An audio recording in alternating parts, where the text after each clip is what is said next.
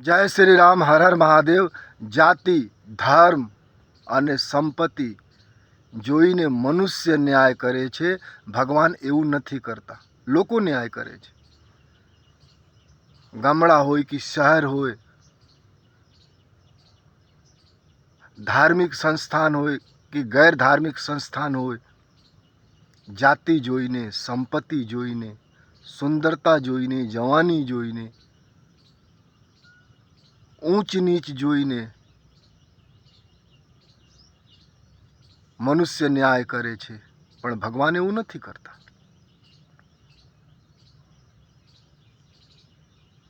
ભગવાન માટે જાતિ માયને નથી રાખતા. ભલે શાસ્ત્ર બોલતો હોય તો બોલતો હોય.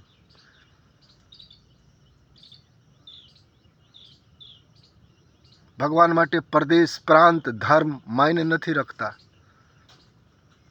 ભગવાન માટે રાખે છે ન્યાય.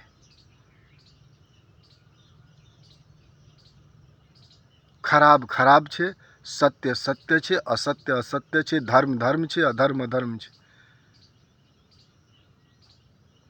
અને રાક્ષસો ગમે એવું ભાર કરી લેવે,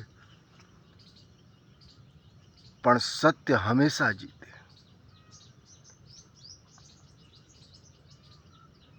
ભીડમાં વિભીષણ હોય,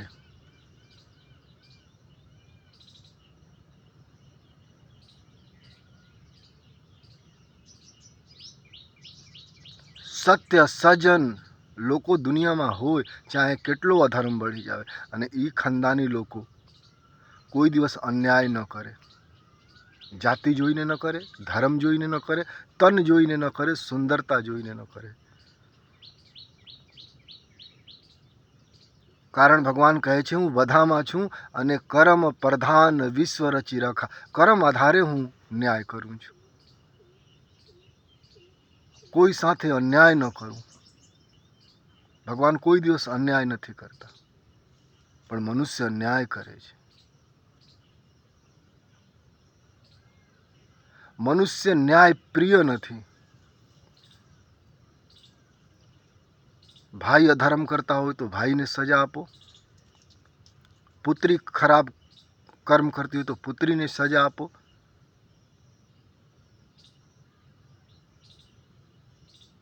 તો દુનિયામાં પ્રેમ બઢે, દુનિયામાં કરુણા બઢે, દુનિયામાં સર્વસ્વ બઢે, દુનિયામાં અપનાપન બઢે.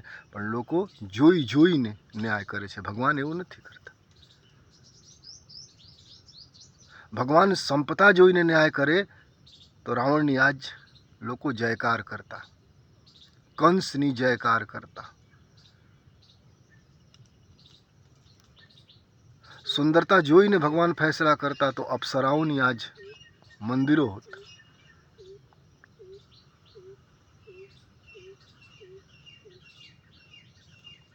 પણ ઝોપડીમાં રહેવાવાળા મીરાબાઈ લોકોના દિલમાં છે,